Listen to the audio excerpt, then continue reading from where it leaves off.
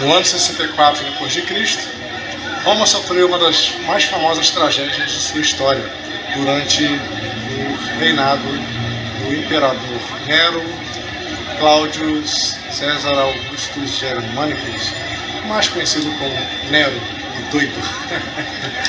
E foi durante esse período que ocorreu o grande incêndio de Roma, e que teria consequências não apenas na história do cristianismo, mas também no que nós veremos a seguir. Nero reinou de 58 d.C. a 68, quando então ele cometeu suicídio após ser decretado inimigo do Estado, pelo Senado, e tendo que fugir. Proibido, decretado a qualquer cidadão prestar-lhe ajuda ou abrigo-se com pena de morte.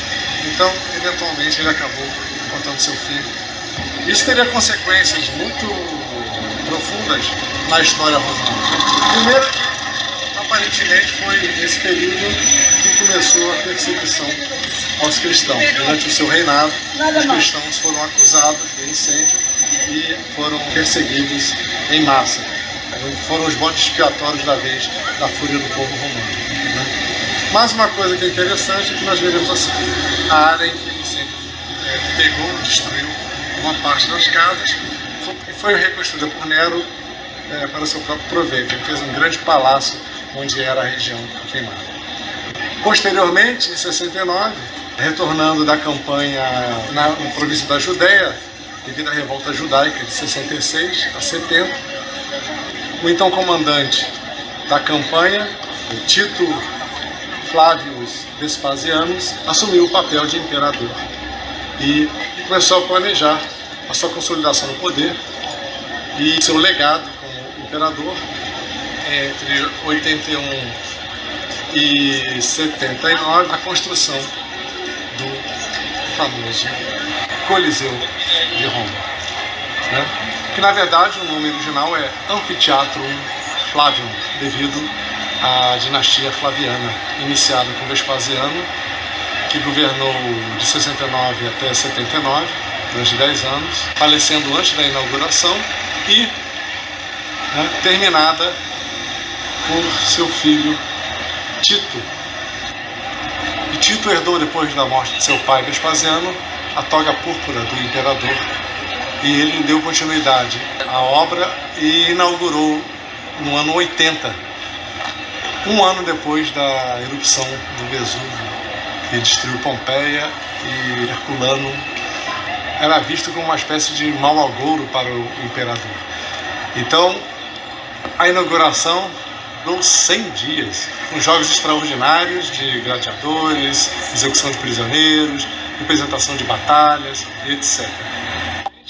Ele tinha 3 pavimentos. O quarto pavimento foi introduzido pelo herdeiro posterior, Domiciano, que reinou por mais de 10 anos.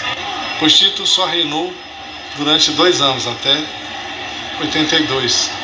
Então ele mandou construir mais esse quarto andar, elevando a altura do Coliseu a 48 metros. Podemos ver aqui, por exemplo, que muito da técnica de construção dos aquedutos, quer dizer, as sequências de arcos, foi utilizado, porque essa é a melhor maneira de distribuir o peso imenso dessas pedras.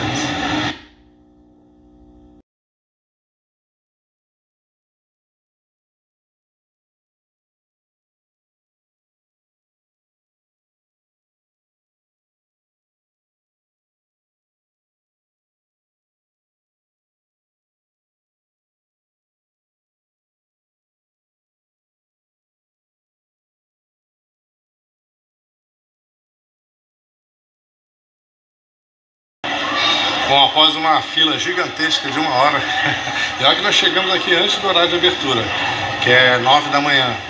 E aqui vai de 9 às 7, e a última entrada é somente 1 hora antes. Mas são turnos. Você compra o ingresso, tem que entrar. Porque é um movimento de pessoas, como vocês podem ver, absurdo. Bom, então vamos falar aqui um pouquinho do nosso amigo, Amphitheatrum Flavium, nosso Coliseu. Vamos ver aqui a estrutura interna deles, todo o movimento que deveria ser na época dos romanos.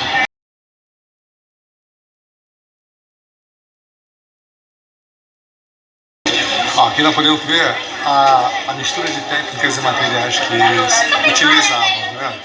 Tijolo, concreto, pedra calcária, tudo para aliviar o máximo possível o peso absurdo, né, que essas estruturas têm que sustentar. Aqui o cristianismo chegou e consagrou o lugar que foi antigamente um lugar de martírio dos primeiros cristãos.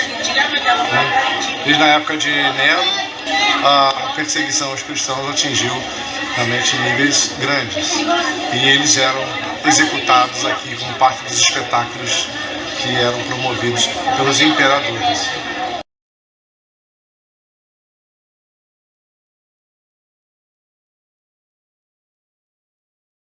Aqui podemos ver o tipo de orifícios que eram feitos para colocar os grampos de metal. Tinha aqui 300 toneladas de grampos de metal foram utilizados para manter junto toda essa estrutura aqui. Um triunfo da brutalidade, mas também da engenharia.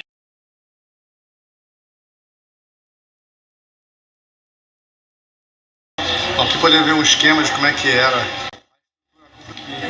a logística que era fazer essa organização letal funcionar. Daí vem a expressão panem et circenses, né? Pão e circo. Dê isso ao povo e você poderia governar sem nenhum problema, a menos que você contrariasse os pretorianos, né?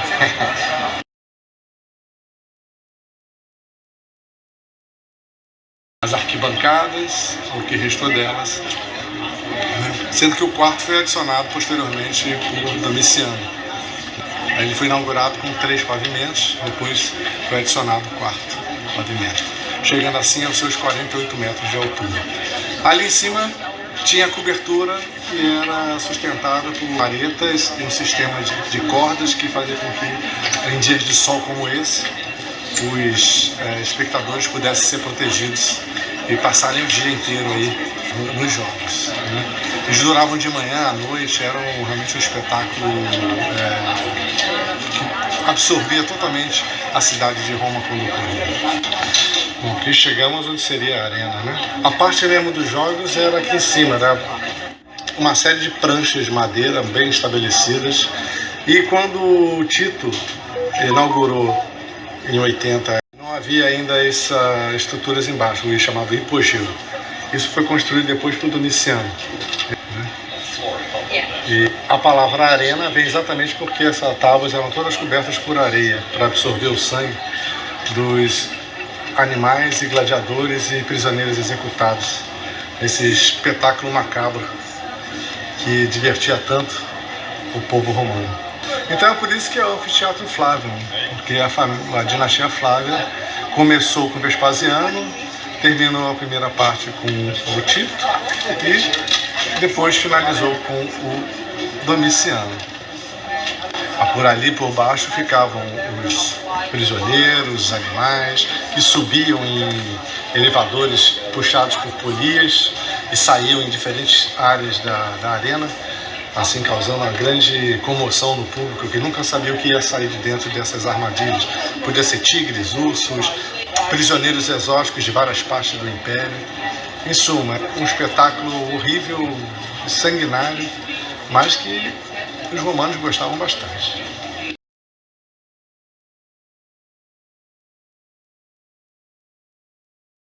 Agora, sempre mantenham em mente que toda essa estrutura aqui de pedra calcária era revestida, né? Isso aqui é a parede interna, é a parede que não ficava exposta.